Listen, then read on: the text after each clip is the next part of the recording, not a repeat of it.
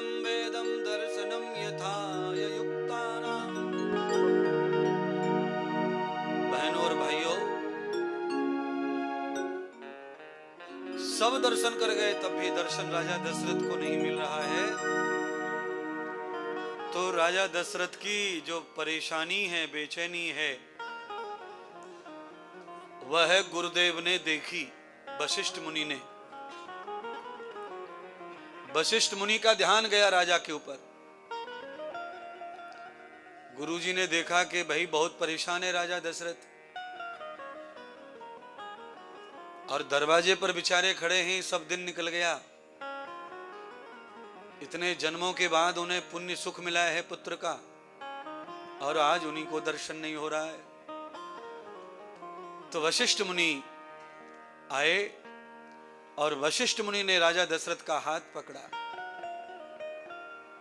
हाथ पकड़ के राजा दशरथ के आगे आगे गुरुदेव चलने लगे और पीछे दशरथ।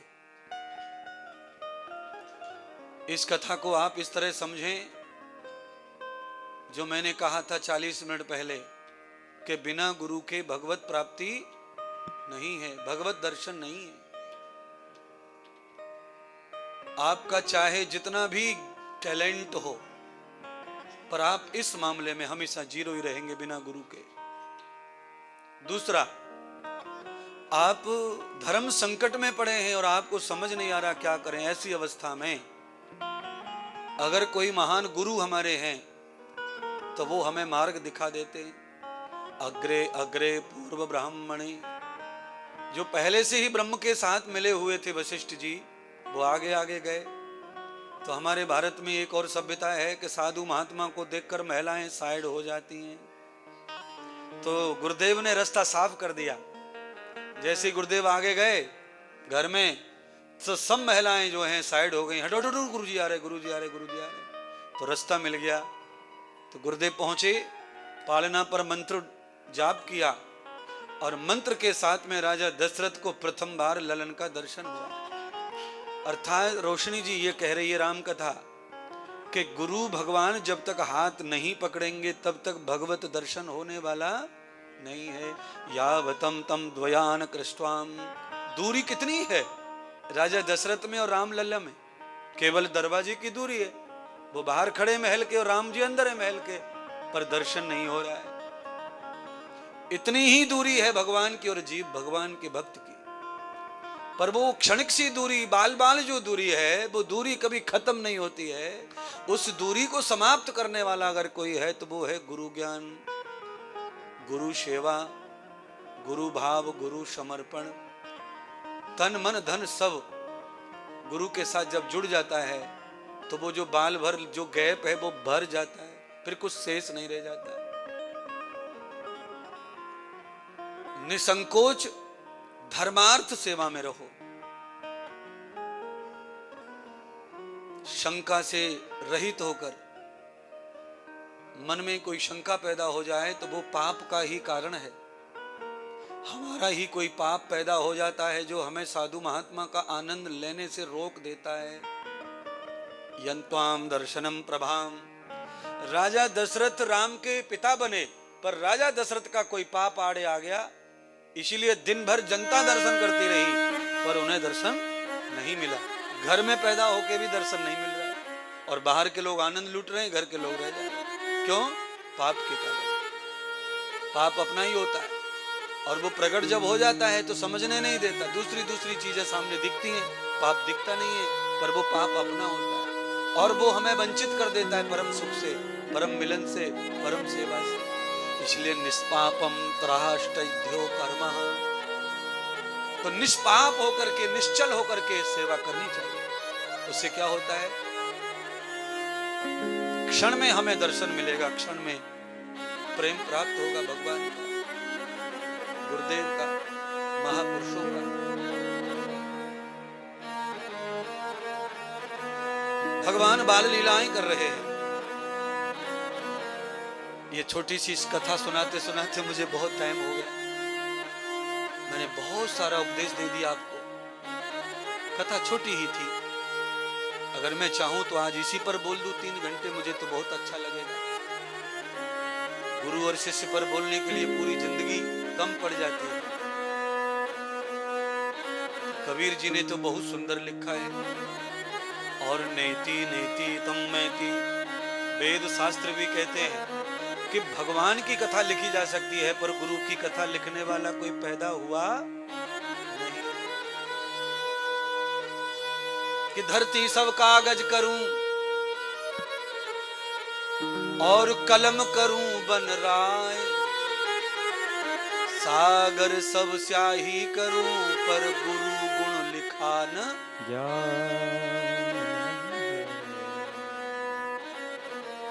गुरु से बढ़कर संसार में कोई दूसरी शक्ति, दूसरा देवता ही नहीं है। और जिन देवताओं को हम मानते हैं वो सब मान्यता के ही देवता हैं। हमने आज तक किसी को देखा, जैसे हम देखते हैं वो गुरु ही है। इसलिए आज कथा सुन लो। सारे जगत का पालन करने वाले, सारे जगत का कल्याण करने वाले परमात्मा ने मानव का शरीर धारण कर लिया राम जी के रूप में। वशिष्ठ जी ने नामकरण संस्कार किया चारों भ्राताओं का। यस्त्रम रमैति चराचर जगतम, राम जी का नाम रखा तो उसका अर्थ किया। अर्थ किया कि जो चर अचर में जो रम रहे हैं, चर अचर, आताल पाताल, चराचर, जो सब में रमा हुआ है सर्वत्र, ऐसा है ये बालक। तो गुरु ही पहचान सकते हैं कि ये बालक कैसा है, पर बालक नहीं पहचान सकता कि गुरु ने हमें क्यों पहचाना है। वो तो कमजोर बुद्धि का है, रॉन्ग सोचेगा, क्या सोचेगा उसकी इच्छा। पर गुरु पहचानते हैं कि इसकी क्वांटिटी और क्वालिटी क्या है। तो वशिष्ठ जी ने जो पहचाना नाम रख दिया। चराचर जगतम सही राम रमन्ते, ये राम है जो सबके रोम रोम में रमे हुए हैं। चाहे इन्हें कोई माने न माने, पर ये छोड़ते नहीं किसी को।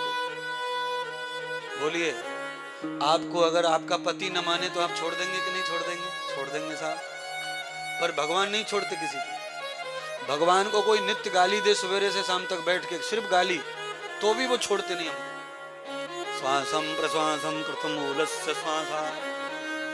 आप कितने भी नास्तिक रहो, कितने भी हत्यारे रहो, कसाई रहो, पर आपकी श्वासें नहीं छिनाते हो, और उन्होंने ही दी आपको। श्वासों का स्वामी कौन है?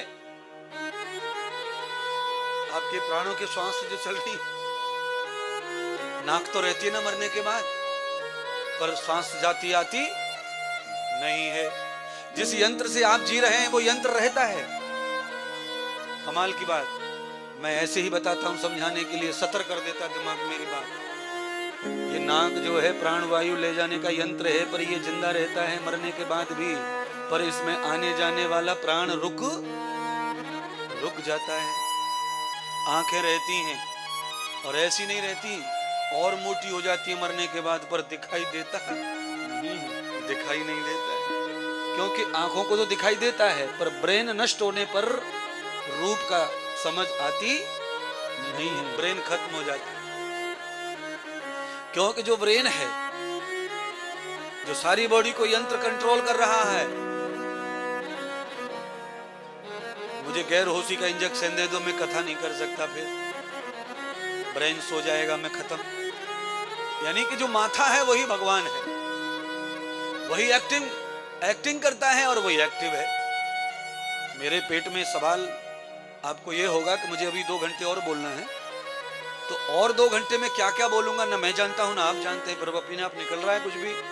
अगर आप चाहें आकर के अचानक व्यास पीठ पर चाकू मार दें, मेरे गले पर फाड़ दें बीच में से तरबूजे की तरह 2 टुकड़े, पर आपको एक भी शब्द मेरे शरीर से निकलते हुए खून के साथ नहीं दिखेगा। पर कितना शरीर में भरा हुआ है शब्द, कितनी बात भरी हुई है, कितने वर्षों से गा रहा हूं, कह रहा हूं, पर बात समाप्त नहीं हो रही है। और सुनो, खूबी यह है कि हर रोज नया सुनाता हूं, रिपीट नहीं। तो बात नई कहां से आती है कि कौन देता है, कौन है वो? तो कोई है वो जो नई बात देता है। तो उसका नाम है, आप कहो क्या नाम है? बोलो श्री रामचंद्र भगवान की जय। रमन्ते यथा रोमम शरीरस्य तौ। शरीर का अंत होने के बाद भी शरीर को राम छोड़ते नहीं है। घर वाले छोड़ देते हैं शरीर को, पत्नी चाहे जितना भी पूजा पाठ करे पति की लंबी आयु पे, पर मरने पे पत्नी छोड़ देती है उसकी। 2-3 घंटा तो हाय हुई करेगी, नाक मुंह पहुंचेगी, आंसू निकलते तो नाक भी संग में टपके, आंसुओं के साथ नाक पतली हो जावे, बहने लगती है। तो पहुंच करके अड़ोसी पड़ोसी माताएं बहनें जमा हो जाती हैं। फिर वो कहती है बहन अब तो जो होना था हो गया, चूड़ी तोड़ दे। तो पति की छाती पे तुड़वावे और कहते बहन अब ये टिकली निकाल दे, बहन अब जो होना था हो गया, अब ये पहुंच दे। तो बहन भी इशारे पे सब पहुंचती चली जाती है, क्योंकि बहन को पता है कि मैंने भी कितनों को पुछवाया है। आज मेरा नंबर है तो मेरा पुछवाया जा रहा है, कल किसी और का नंबर आएगा तो सब लोग अपनी स्थिति में आ जाते हैं, पहले जैसे थे वैसे हो जाते हैं। बीच में जो नाटक था वो खत्म। नाटक क्या था? नाटक वो एक सभ्यता परंपरा है सामाजिक। तो वो सामाजिक परंपरा क्या है कि भाई इनका विवाह हो गया, ये पहचान के लिए है, ये निशान। और ये अविवाहित हैं, इसकी पहचान कैसे करें? तो भारत में उसकी पहचान ये लकीर सी लाल करने से होती है। ये इससे कोई सुहाग वाग नहीं बढ़ता है। कोई ऐसा सोचती है माताएं कि इसको नहीं लगाया तो पति मर जाओ। पति मर जाता तो अमेरिका में सब मर जाते, कोई नहीं जिंदा रहता। कनाडा में एक भी पति जिंदा नहीं रहता अगर इसकी वजह से जिंदा रहते तो। पर भारत में हमारी माताओं को जैसा बता दे वैसा मानती है। तो बिहार में तो इतना ज्यादा भर लेती हैं यहां से, ओ तेरी काले कर, और पति फिर भी मर गया, फुटुक, अकेली घूम रही है लंबे समय तक बिना पति के। और यहां से लेके यहां तक भरा, पति मरे ना, पति मरे ना, पति मरे ना। एक्स्ट्रा भर रही है कि पति मेरे से भी 50 साल ज्यादा जीवे।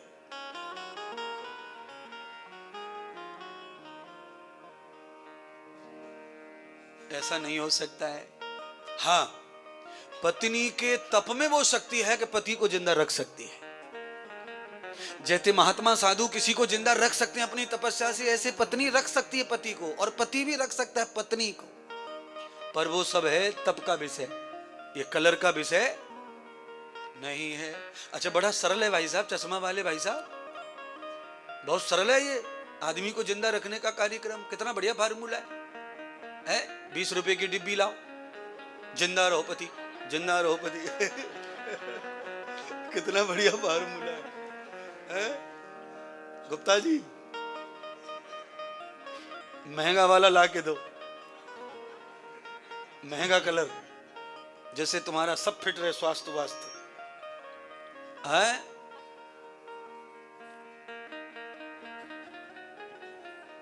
जो तेरी कुछ पिछली करनी,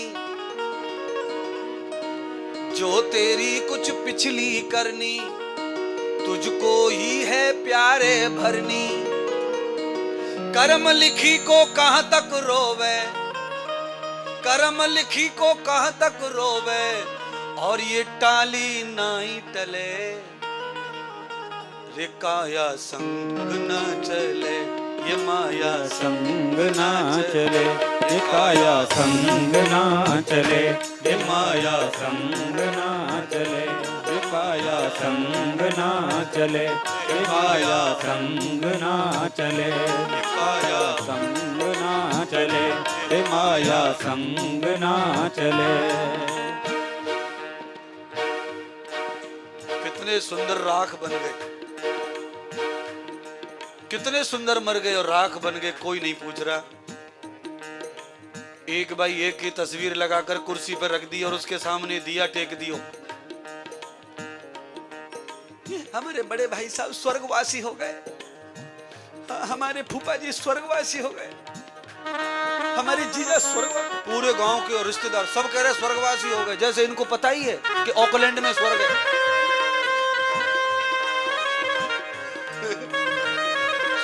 स्वर्गवासी।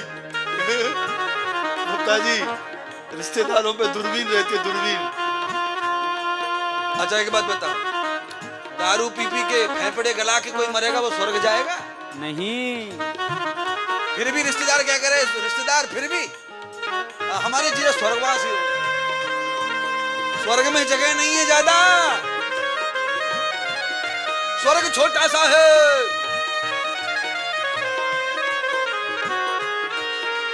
सात अरब से भी ज्यादा जनसंख्या मनुष्यों की है, और नरक स्वर्ग में पशु पक्षी भी जाते हैं, उनका भी गिनती करो। और स्वर्ग में जगह खाली 33 करोड़ लोगों की है।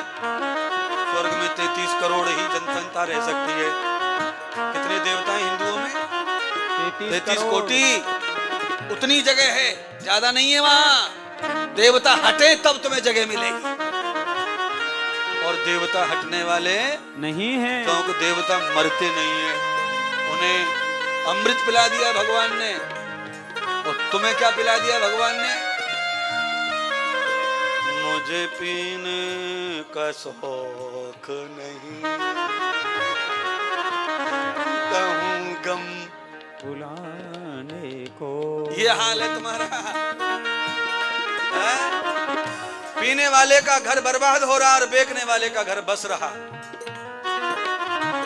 पैसा बहुत आता दारू बेचने से, मार्जिन बहुत है, इसलिए सरकार भी उस पर बैन नहीं लगा रही है, चाहे पूरी दुनिया मर जाए, पर पैसा ही पैसा। और पीने वाले नष्ट हो गए, पत्नी को गाली, बहन को गाली, माँ को लात, पी करके न जाने क्या क्या करता।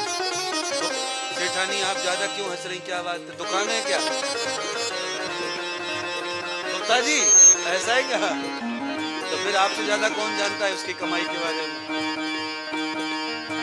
कृष्ण हरि जय जय राम, कृष्ण हरि जय जय राम, कृष्ण हरि जय जय राम, कृष्ण हरि राम, कृष्ण हरि जय जय राम, कृष्ण हरि जय जय राम। ये जो रिदम है ना, इस पे ताली। जय जय राम कृष्ण हरि जय जय राम, कृष्ण हरि जय जय राम, कृष्ण हरि जय जय राम, कृष्ण हरि जय जय राम, कृष्ण हरि जय जय राम, कृष्ण हरि जय जय राम। ताली का फायदा एक नहीं है, ताली के अनेक फायदे हैं। ताली बजाने से आंखों की रोशनी टनाटन रहती है। ताली बजाने से सारे आधा शरीर के पॉइंट जो है प्रेशर हो जाते हैं। आधी बॉडी यहां है। घर में, रूम में, बेडरूम में, चाहे लाइट कहीं हो, टीवी कहीं हो, पंखा कहीं हो, पर पॉइंट एक ही जगह है सबके। बटन ऑफ ऑन, ऐसे ऑफ ऑन है सब। पूरी बॉडी में कहीं भी ऑर्गन काम कर रहे हैं आपकी मशीनरी पर, इधर ही से ऑफ ऑन हो रहे हैं सब। और कुछ पैर के तलवे में है। इसीलिए सुबह थोड़ा दौड़ लिया करो घर में ही, 10 मिनट। मैं रोज करता हूं, आप भी किया करो घर में। पंजों के ऊपर दौड़ा करो 10 मिनट, तो सब आधा बॉडी सुबह से ही और आधा कथा में आके। जय जय राम कृष्ण हरि जय जय राम, कृष्ण हरि जय जय राम, कृष्ण हरि जय जय राम, कृष्ण हरि जय जय राम, कृष्ण हरि जय जय राम, कृष्ण हरि जय जय। जो कुछ तेरी पिछली करनी, जो कुछ तेरी पिछली करनी, प्यारे है अब तुझको ही भरनी, प्यारे है तुझको ही भरनी। जो आदमी कर्म करेगा उसी को फल भोगना पड़ेगा। तुम्हारे पाप में तुम्हारी औलाद शामिल होने वाली नहीं है, चाहे जितना कमा के रख जाना, वो तुम्हें ही भोगना है। औलाद फ्री में मजा मारेगी, क्योंकि उनका भाग्य अपना, वो अपना भाग्य करके आए। वो दान सेवा मंदिर बना के आए हैं, तो उनको करोड़ों मिल रहा है फ्री का। और आप कुछ नहीं करके आए हैं, तो आप कमाओ कमाओ कमाओ और बिना भोगे मर जाओ। जो धन कमाते हैं, जो धन भोगते नहीं हैं, उनको फिर धन कभी दोबारा मिलता नहीं है, नहीं है। इसलिए धन का भोग करना चाहिए। जितनी आपकी कमाई है सालाना, उसका 60% खर्चा कर दो, मैदान में उड़ा दो, जरूरतमंदों को दे दो, कथा करो, दान करो, सेवा करो, अनाथों को देखो। औलाद का केवल 10% हक है पापा की कमाई पर, ये ध्यान रखो। केवल 10% औलाद का है पिता की कमाई में, पर पूरी औलाद खाए जा रही है। राम कृष्ण हरि जय जय राम कृष्ण हरि जय जय राम कृष्ण हरि जय जय राम कृष्ण हरि जय जय राम कृष्ण हरि राम। पुत्र की कमाई पर 10% हक है माता पिता का। जितने डॉलर कमा रहा है उस पर रोज 10% मामा के हाथ में, पापा के हाथ में जाना चाहिए खाते में, और 10% आपकी कमाई पे मेरा हक है साधु संत महात्माओं का, जो तुम्हें दिमाग को ठीक करते, अपना घर छोड़ते हैं, द्वार छोड़ते हैं, परिवार छोड़ते हैं और तुम्हारे लिए काम करते हैं। जिन ऋषियों ने रामायण लिखी, ग्रंथ लिखे, उन ऋषियों के लिए 10%, उनका नाम नहीं खत्म होना चाहिए। और 10% राष्ट्र के लिए, जिस राष्ट्र में जन्म लिया है उस राष्ट्र को कहीं से भी कम नहीं होना। देश के लिए 60% बचा, उड़ा दो मैदान। राम कृष्ण हरि जय जय राम कृष्ण हरि जय जय राम कृष्ण हरि जय जय राम कृष्ण हरि जय जय राम कृष्ण हरि जय जय राम कृष्ण हरि जय जय राम कृष्ण हरि जय जय राम कृष्ण हरि जय जय राम कृष्ण हरि जय जय राम कृष्ण हरि जय जय राम कृष्ण जय जय राम जय जय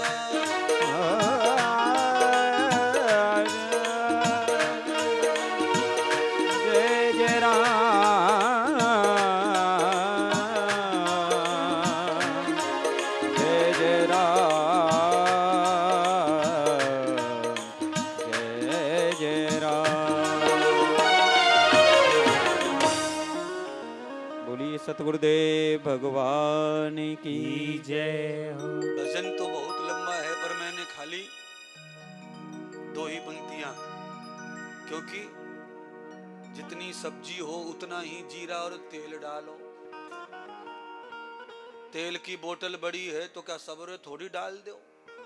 तो जितनी जरूरत है मैं उतना ही सुनाता हूँ। श्लोक, मंत्र, भजन जरूरत के हिसाब से, स्वाद बढ़ता रहे पर बिगड़ना नहीं चाहिए। अच्छा, कभी कभी भजन गाने ही बोर कर देते हैं।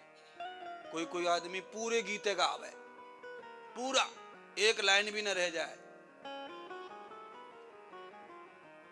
और लोग सोचते हैं कि कब बंद हो ये गीत। लोग बिल्कुल पीछा पड़ जामे गीत के। पर गीत भी उतना ही गाना चाहिए जितना रसदार हो, स्वादिष्ट हो। रबड़ी बहुत अच्छी मिठाई है पर 10 किलो खाने पे तो बीमार कर देगी। तो रबड़ी कब तक अच्छी लगती है? जब तक खाली एक ही दो ना मिले, दूसरा मिले ही ना। तो हमेशा रबड़ी के लिए मन फड़फड़ाता रहता, कब वृंदावन पहुंचेंगे, कब रबड़ी खाएं।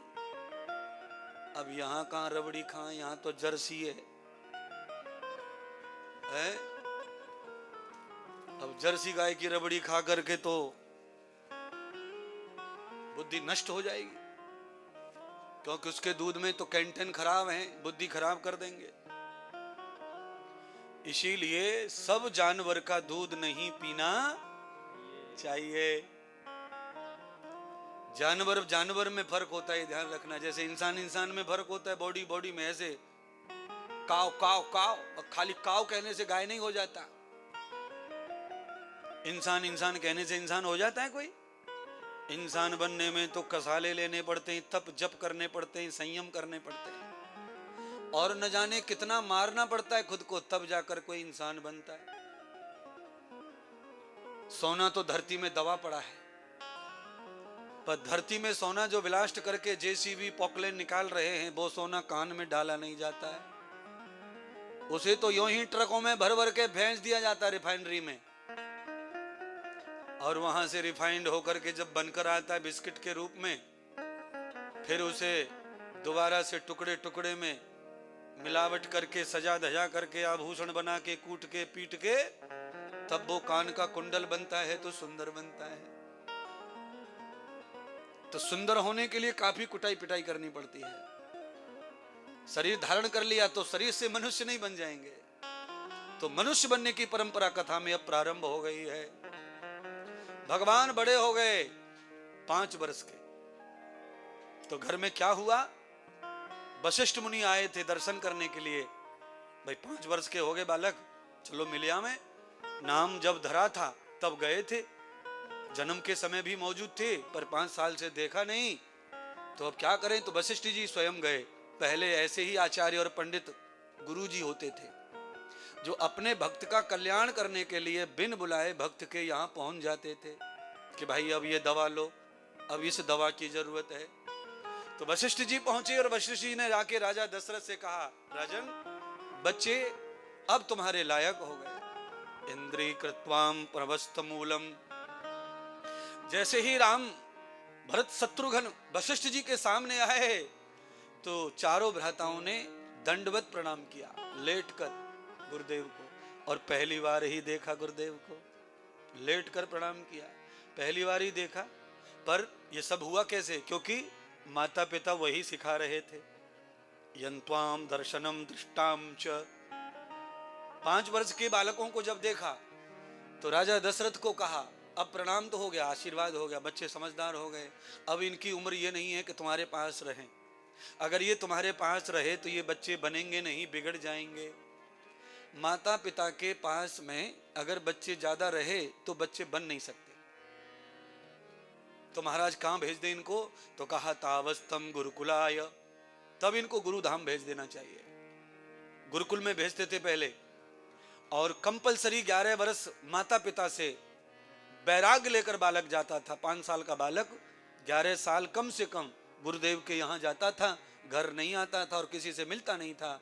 तो 11 साल मात्र में ही बालक 16 साल का हो जाता था, और 16 साल में ही वो समस्त विद्याओं का धानी हो जाता था। क्योंकि 5 घंटे स्कूल जाना, कॉलेज जाना, इस टाइम को क्वांटिटी को क्वांटन कर लो, टोटल कर लो, और 11 साल कंटिन्यू को टोटल कर लो, आपको पता चल जाएगा कि कितनी जल्दी विद्या आ सकती है। और दूसरा, कॉलेज स्कूल जाकर घर लौट करके जो संस्कार बिगड़ते हैं वो अद्भुत है। आज मामा आ गया, मामा के बच्चे आ गए, कल फूफी आ गई, फूफी के बच्चे आ गए, चाची आ गई, आंटी अंकल आ गए, उनके बच्चे आ गए, ताऊ मर गया, चाची मर गई, मामा मर गया, घर वाले रो रहे, बच्चे भी दुखी, बच्चे परेशान, क्या हुआ? मम्मी वहां गई है, पापा गए वहां, मरने गए, मर गए वहां गए, 2-3 दिन में आएंगे, उतने दिन बच्चे परेशान। इस स्थिति में पहले से ही हमारे शास्त्रों में जो लिखा है वो कथा चल रही है। तो क्या लिखा है? विद्या पढ़न कि विद्या पढ़न गए चारों भाई,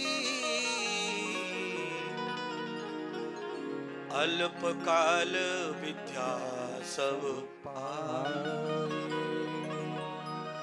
गुरुदेव ने आज्ञा कर दी कि अब इनका काल ये नहीं है तुम्हारे साथ, अब ये गुरु साथ करने का काल है इनका। 5 वर्ष हो गए। 5 वर्ष में बच्चे को इंद्रियों का ज्ञान हो जाता है। 5 साल का बच्चा ये जान जाता है कि सांप काट लेगा तो हम मर जाएंगे, चींटी ने काट लिया तो इन्फेक्शन होगा, दर्द होगा, आग से मत खेलो, आग जलाती है। उस स्थिति में बच्चे को गुरु कर देना चाहिए। अगर इस अवस्था में गुरु मिल गया तो फिर बच्चा भगवान ही बनेगा, महान आत्मा बनेगा। फिर उसके ऊपर किसी भी दुनिया के रंग चढ़ने वाले नहीं, फिर कोई रंग नहीं चढ़ेगा उसके। पर ये राक्षसों ने सारा नष्ट कर दिया संस्कृति भारत की, ऋषियों की, और ये पूरी संस्कृति जो बैठी है ये क्या है? सब ये बिगड़ा हुआ संस्कृति है। आप आए क्यों हैं कथा में? क्योंकि आपको पता है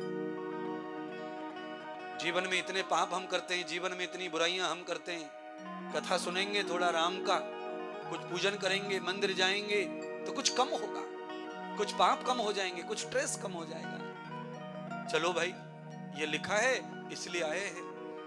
केवल हम कथा सुनने आए हैं इसका मतलब मैं आपको मार्का दे दूंगा, मोहर लगा दूंगा कि आप बहुत अच्छे आदमी हैं, ऐसा नहीं होता है। कथा में आने से, कथा श्रवण करने से कोई अच्छा नहीं कहला जाता।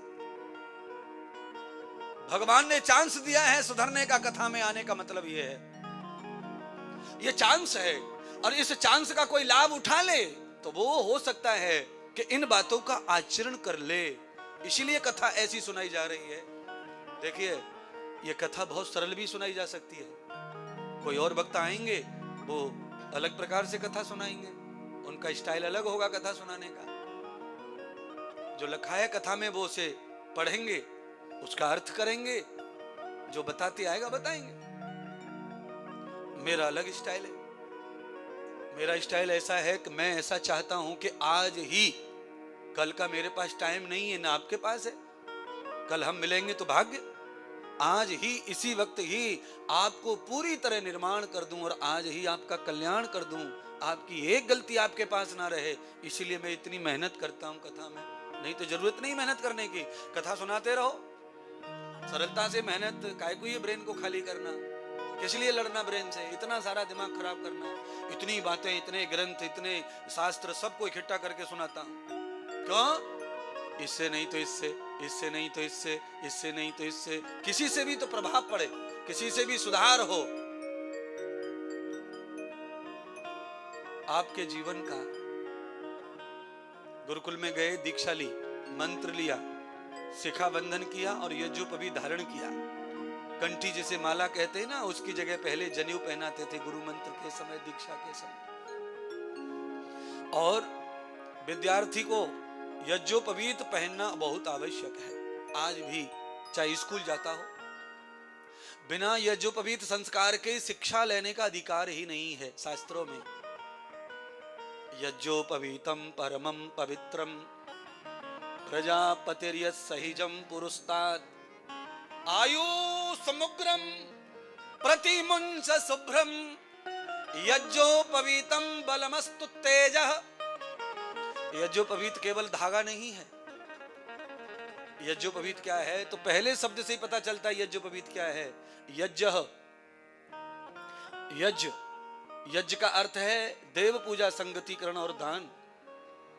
3 धागे होते हैं ब्रह्मचारी के यज्ञोपवीत में, और यज्ञ शब्द का अर्थ भी यही है। यज्ञ शब्द का अर्थ है देव पूजा, संगतिकरण और दान। यज्ञ करने से ये 3 फल और 3 कर्म सिद्ध हो जाते हैं। जो यज्ञ हो जाए ना, हवन, उससे 3 फल होते हैं। यज्ञ करने से संगतिकरण, संग बनता है, संगठन बनता है, शक्ति बनती है, और दान, दान हो जाता है अपने आप बिना किए। हम तो अग्नि में चढ़ाते हैं पर सब दुनिया को मिल जाता है।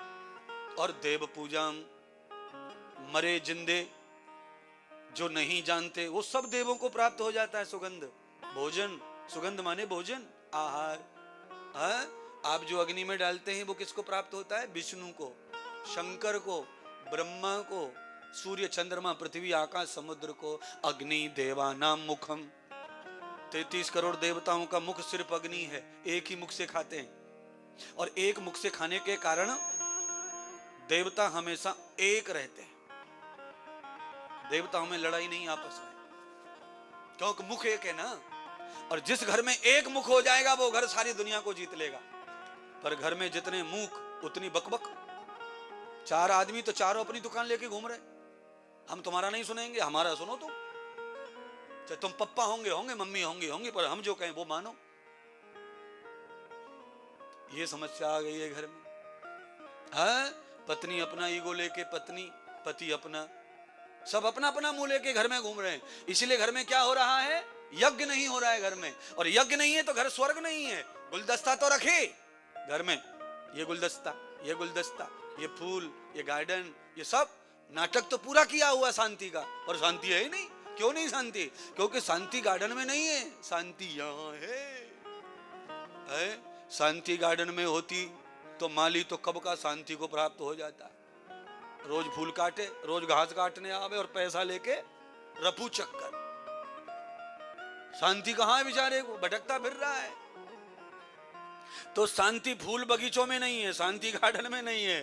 शांति कहाँ है? शांति तो अपने अंदर ही है। वो शांति जो अपने अंदर है उसे खोजो, कहाँ है वो? तो वो मिलेगी नहीं बिना गुरु के। क्यों? क्यों नहीं मिलेगी? कि सभी हैं खिलौने। वो इसलिए नहीं मिलेगी क्योंकि तुम्हारे पास कुछ नहीं है। तुम्हें ठनठन गोपाल, तुम खाम खा आकर के घूम रहे। मैं पीएचडी, मैं फलाना डी, मैं ठिकाना डी। अबे तुम कुछ डी नहीं हो। तुम हो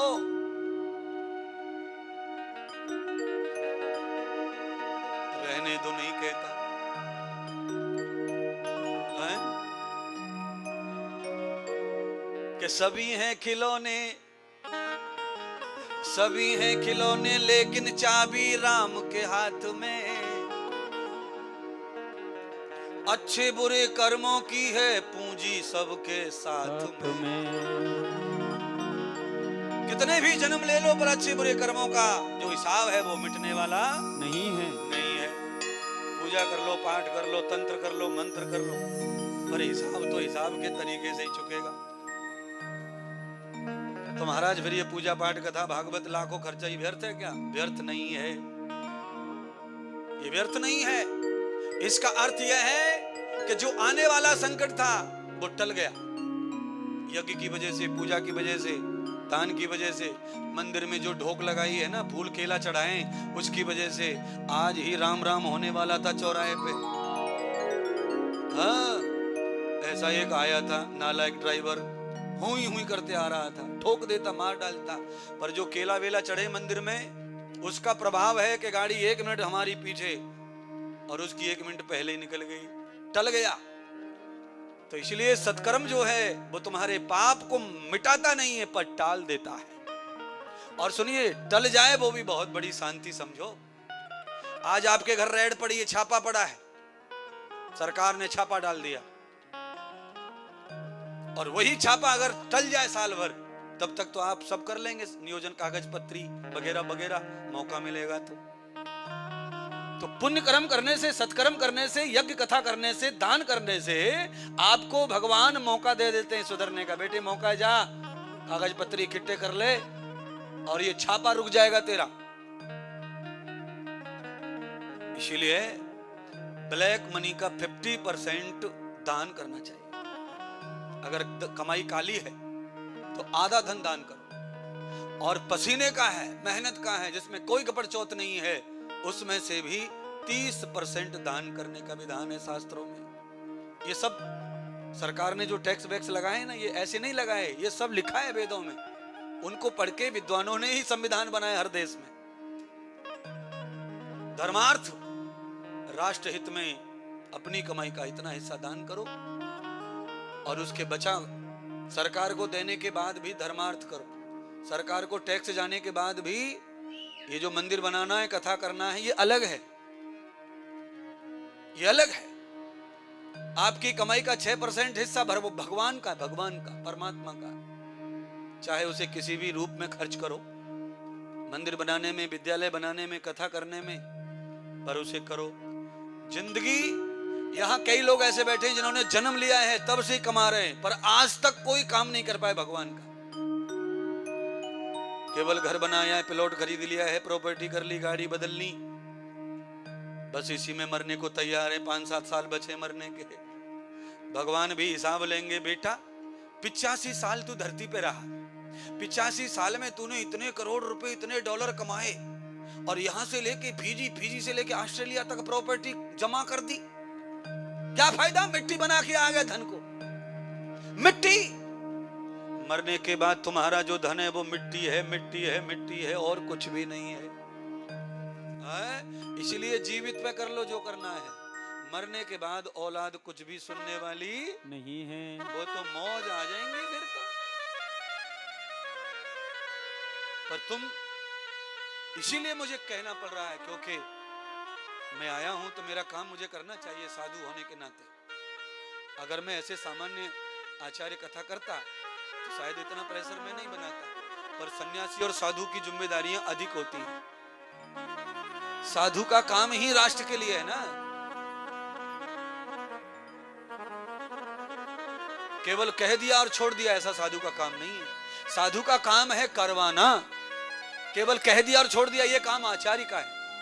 आचार्य अपनी बात कह देता है, किसी को मानना है मानो, मत मानो, पर साधु का काम ये नहीं है। साधु का काम क्या है? साधु का काम ऐसा होता है जैसे एक छोटे बच्चे के लिए माँ का होता है। बेटी पेन पकड़ो, माँ पकड़ती है साथ में पेन को, और बच्चे का हाथ लगवाती है, और बच्चे के हाथ से पेन पकड़ के माँ अपने हाथ से ऐसे घुमाती है पेन को नोटबुक के ऊपर, और उसे रंगती है, रंग भरती है, और जब बच्चे को अभ्यास हो जाता है तो छोड़ देती है, अब तुम लिखो। ऐसे गुरुजी साधु सन्यासी ऐसे होते हैं, वो हाथ पकड़ के सिखाते हैं, वो अपना टाइम देते हैं, उनको ईगो हर्ट नहीं है, वो अपना स्वाभिमान सम्मान सब दांव पे लगा देते हैं, पर किसी का भला होना चाहिए। नहीं तो मुझसे अगर कोई रूठा है तो रूठे, मुझे क्या फर्क पड़ता है, मैं आज हूं कल चला जाऊंगा, पर ना फिर साधुगिरी मेरी खराब हो जाएगी, मेरा धर्म नष्ट हो जाएगा। मेरा धर्म है कि किसी भी अज्ञान प्राणी को पकड़ो और उसे समझाओ, भाई क्या बात है, तुम्हें क्यों परेशानी हुई, तुम्हारे को क्या गलत हुआ, ये मेरा काम है, मुझे करना चाहिए। नहीं तो साधु तो अपने परिवार को छोड़ के बैठा है, तो फिर ये परिवार से क्या लेना देना किसी से, उसके खुद सब घर में सब है। जब उनका ही त्याग करके समाज के राष्ट्र की सेवा में है, कोई सन्यासी है, न्यास कर लिया है, खून के रिलेशन नहीं है, तो इनसे रिलेशन बना के माया में कूद के दोबारा क्या करेगा। पर वो माया के साथ रहता है, सबको अपना मानता है।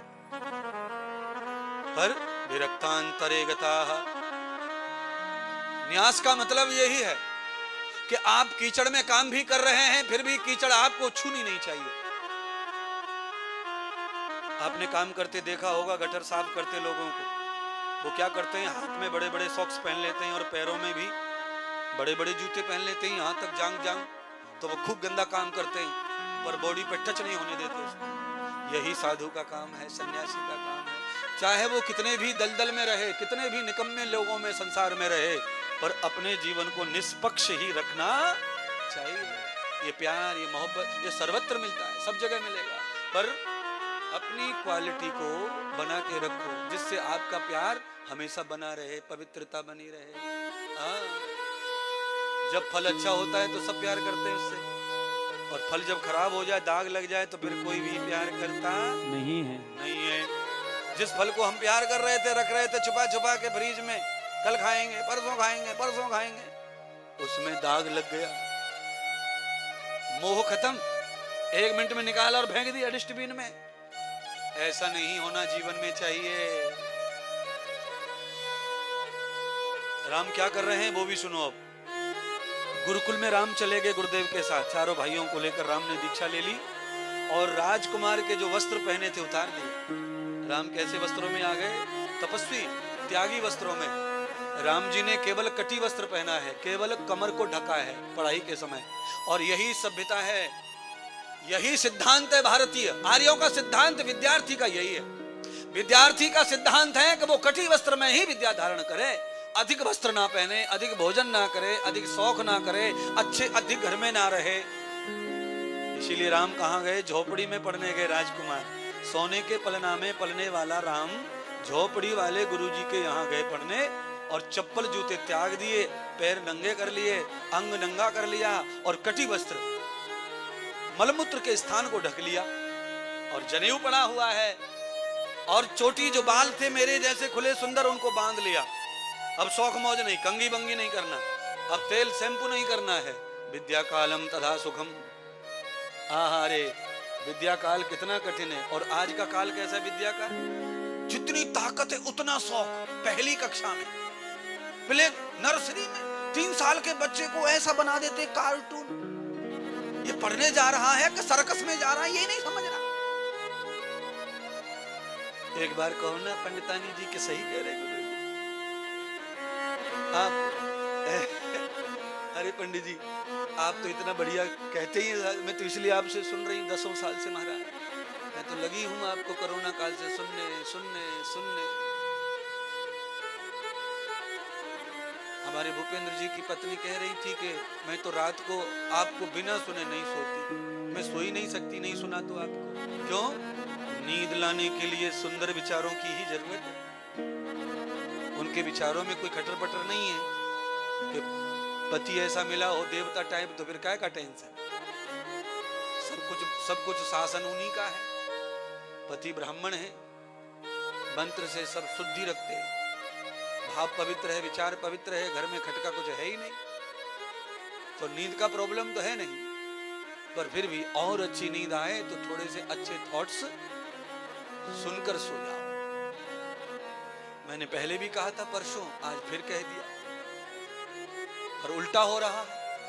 आदमी सोते समय ही सबसे निकम्मी चीजें सुनता है। पूरे दिन भर का अपडेट मोबाइल का रात को ही होता है, दिन भर का कुचर पुचर हुचुर पुचुर धुचुर पुचुर। जिसने जो भी भेज दिया, टेढ़ा मुंह करके, लंबा मुंह करके, कुप्पू बना के, टुप्पू बना के, सब रात को ही देख रहे। ओहो आज बर्थडे था, लो। ऐसे फ्रेंड कैसे मालूम है आपको? केक भेज दिया, केक, मोबाइल का केक और कैंडल, ले बेटे इसको खा ले, और एक कैंडल से सब और अंधेरे को मिटा ले। ऐसे नकली मित्र रह गए। केक नहीं, केक चिढ़ाने के लिए केक भेजते, चिढ़ाने वाला केक। हैप्पी बर्थडे, काय का बर्थडे है? केक का चित्र और कैंडल का चित्र देखने से हैप्पी बर्थडे हो जाएगा? है?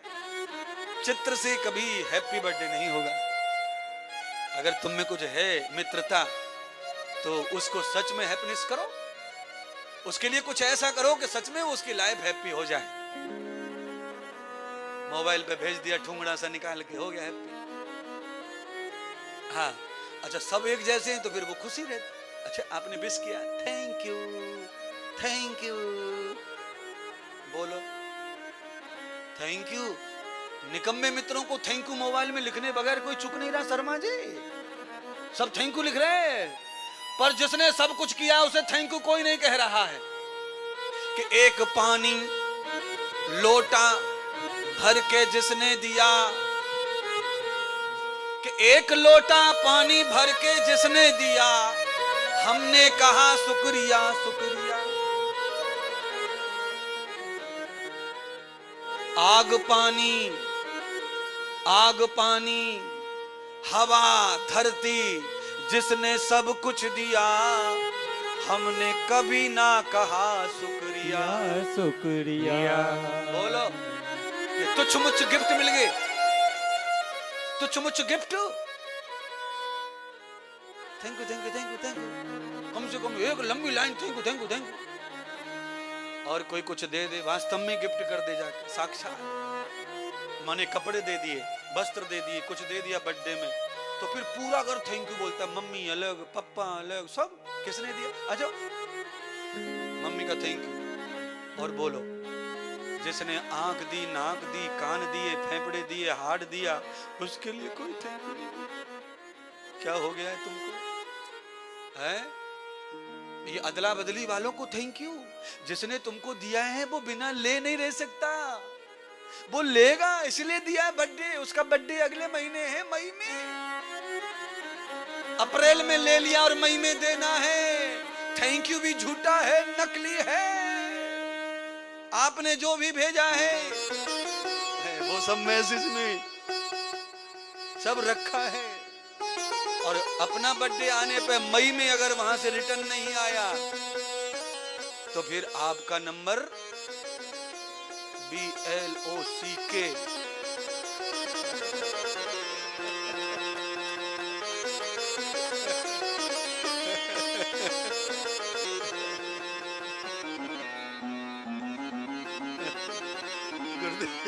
एकदम सही है।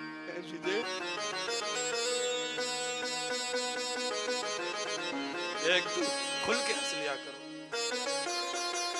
तुम हंसी को रोकते क्यों? हंस लो, ये घर पे हंसना मना है।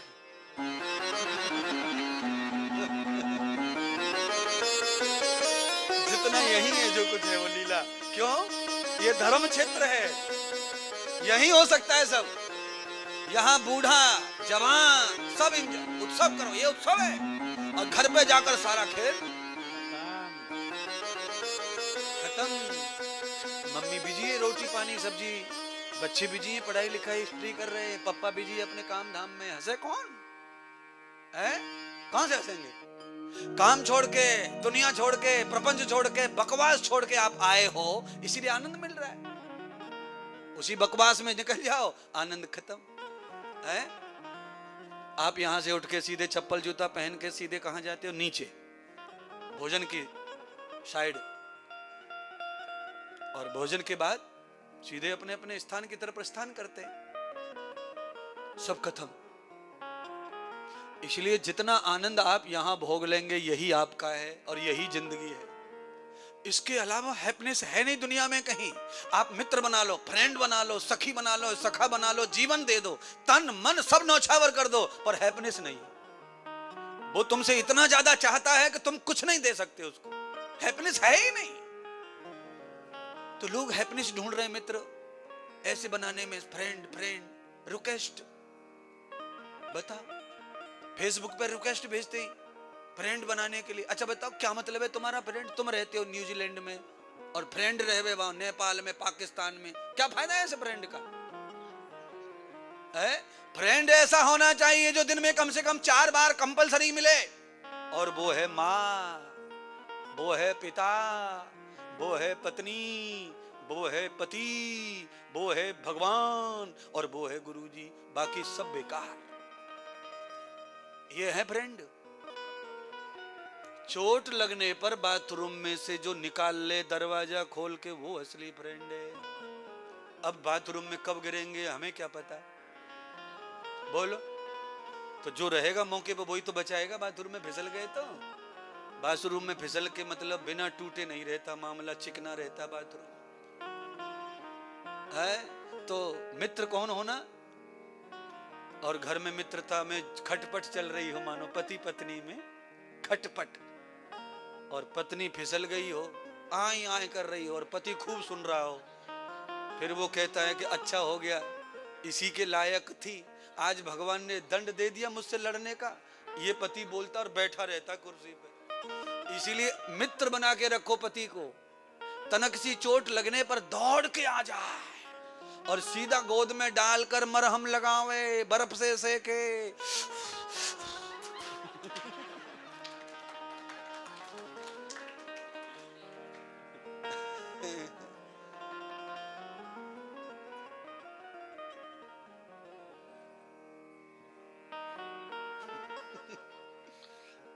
अच्छा छोड़ दो। अब इसके अलावा एक मित्र आप बताओ। मैंने तो बता दिए मित्र, इसमें आप कमी निकाल के बताओ। इस मित्रता में 5 लोग बताए, अब छठवा आप बताओ। आप छठवा मित्र बताओ जो आपके काम आ सकता है ऐसी आपत्ति में। है ही नहीं। यही है 5 प्राण होते हैं शरीर में। कितने प्राण होते हैं शरीर में? पहले से पता था कि आज ही मालूम पड़ा है? आज ही मालूम पड़ा है। प्राणों के नाम बताएं। प्राण, अपान, व्यान, उदान, समान। उन प्राणों का आकार कैसा है? तो आकार माने वायु जैसा है। प्राण सब वायु से चलते, और अंदर वायु है 5 प्रकार की, उसी को प्राण कहते हैं। ट्रक के अंदर जो ट्यूब होता है उसका प्राण क्या है? हवा, वायु। ट्रक के टायर में से हवा निकल जाए तो ट्रक रहता है पर चलता नहीं है। इंजन भी रहता है, ताकत भी रहती है, पर कदम भी खिसकता है तो गया। इसीलिए ट्रक से लेके कार, कार से लेके हवाई जहाज, सब हवा पे टिके हुए हैं। किस पे टिके साहब? वायु। यमत्वयाम वायु कृतम। ऋग्वेद। वायु माने प्राण, प्राण माने आत्मा।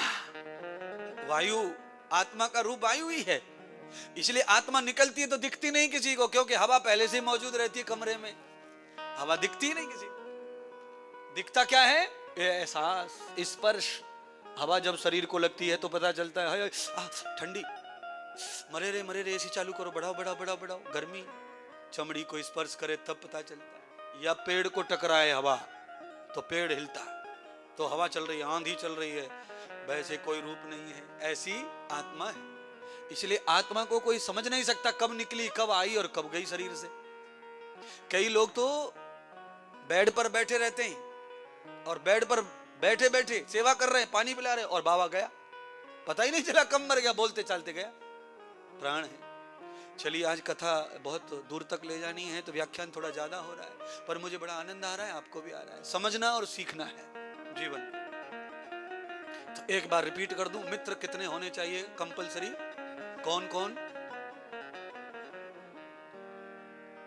हाँ, उनके लिए मंत्र श्लोक है, मैं ऐसे नहीं बता रहा हूं, ऐसे नहीं है। त्वमेव बंधु च सखा, सखा, सखा म्हणजे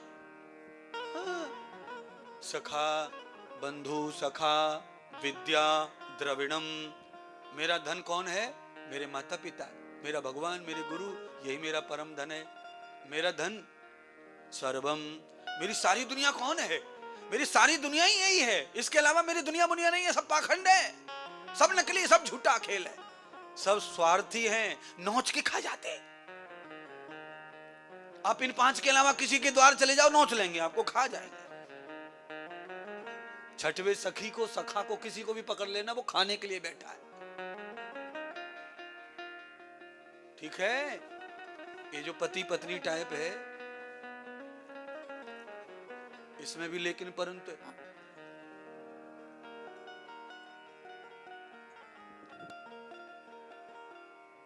तो क्या करना चाहिए?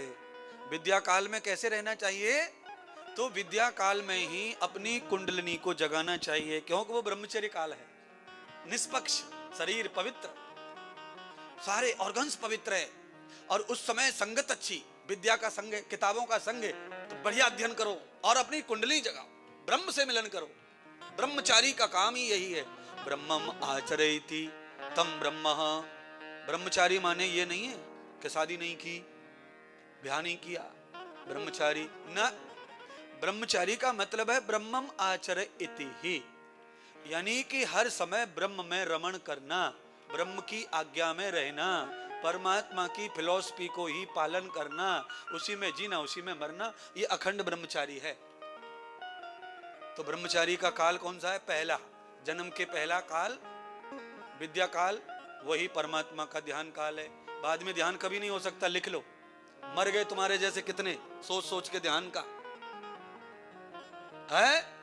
एक बार शरीर भंग हो गया, पत्नी का संग हो गया, तो फिर भजन होने वाला नहीं है। पति का संग हो गया, शरीर भंग हो गया, फिर भजन नहीं होगा, फिर भजन की जगह नाटक होगा, ढोंग होगा। क्या होगा? नाटक। तन मन धन सब कुछ है तेरा। आरती हो गई सुनिए ना, आरती होने के बाद मंदिर के सामने थाली में जो फूल फाल रखे, तो जो भक्त रहते वो यूं देखते, पुजारी देख तो नहीं रहा, और उठाया और गए, आशीर्वाद आशीर्वाद। और आरती में क्या कह रहे थे? तन मन धन सब कुछ है तेरा। और आरती होकर के केला सेब संतरा सब है मेरा।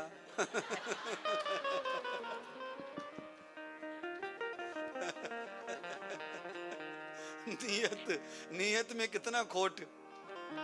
ये क्या हो रहा है? ये नाटक हो रहा है, नाटक, पूजा का नाटक, ध्यान का नाटक, भजन का नाटक। अच्छा, कुछ लोग नियम से आते हैं मंदिर, मैं उनको प्रणाम करता हूं, बहुत अच्छी बात है, पर है नाटक। नाटक क्यों है? क्योंकि मंदिर नियम से आते हैं, पर बाहर जाकर मंदिर को भूल जाते हैं, फिर जो करना है उससे भी ज्यादा ज्यादा करते हैं।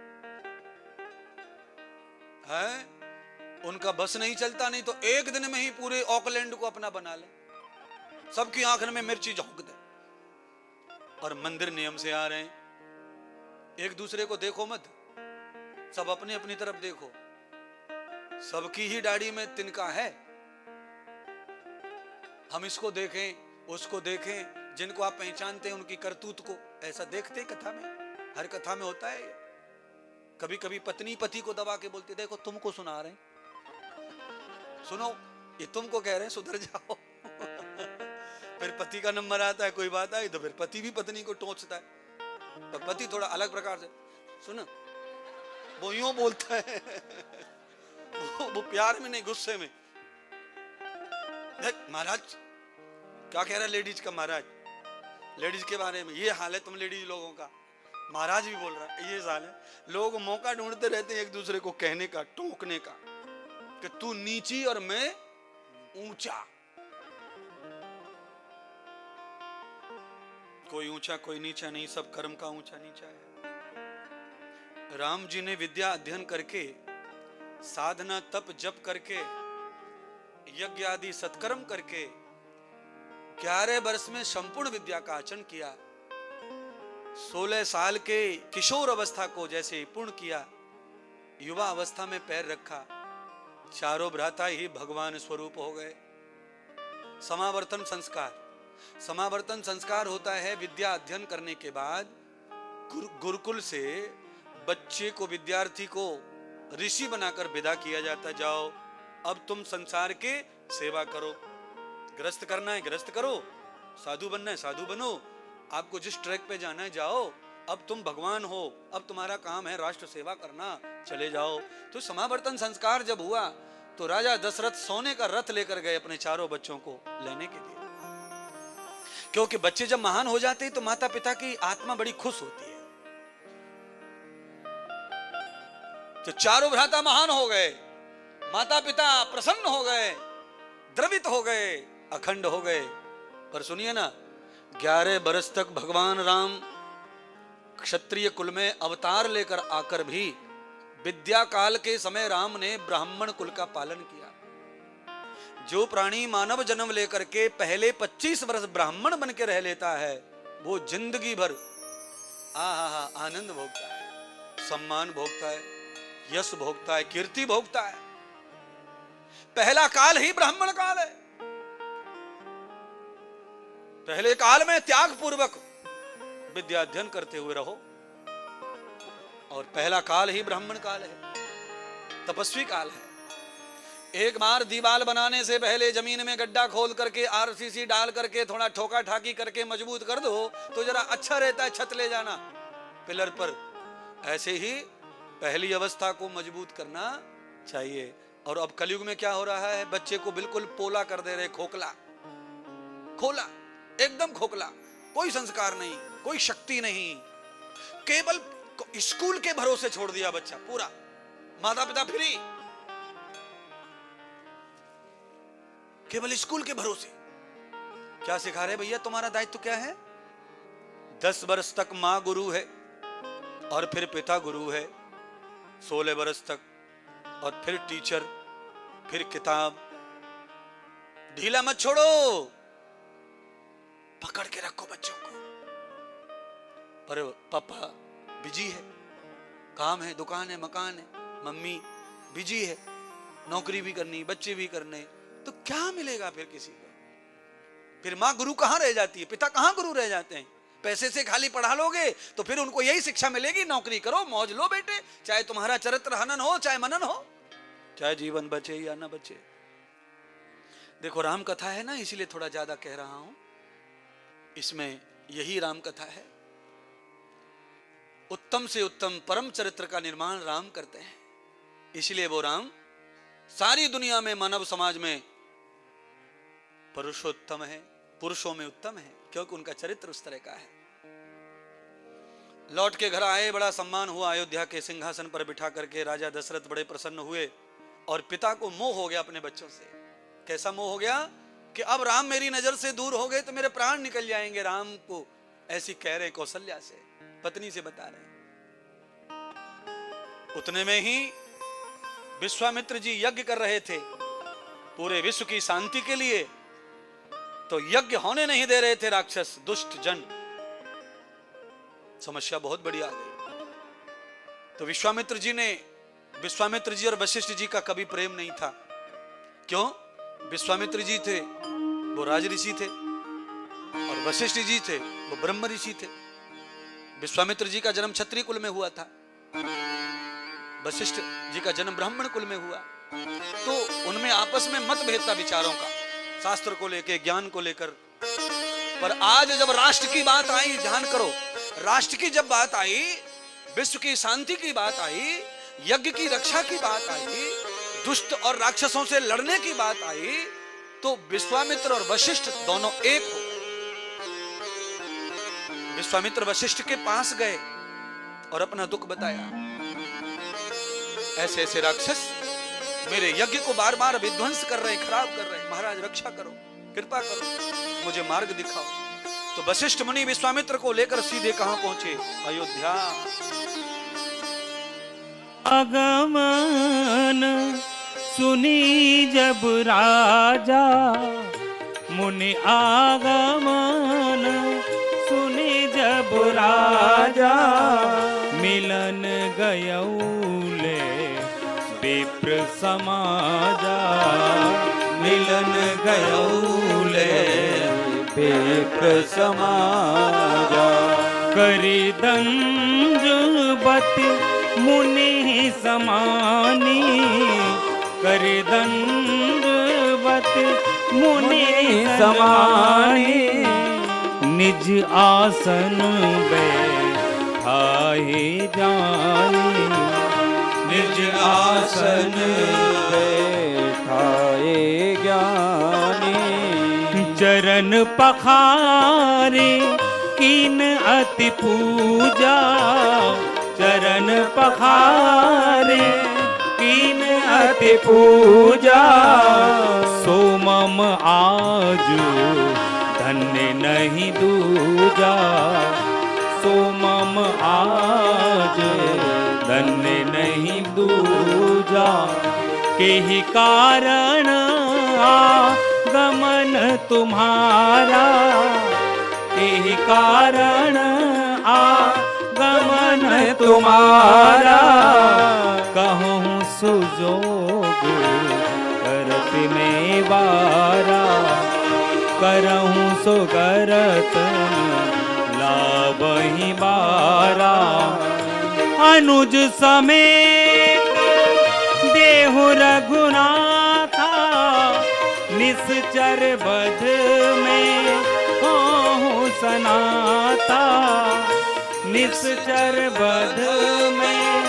होहु सनाता श्री राम जय राम जय जय राम श्री राम जय राम जय जय राम श्री राम जय राम जय जय राम श्री राम जय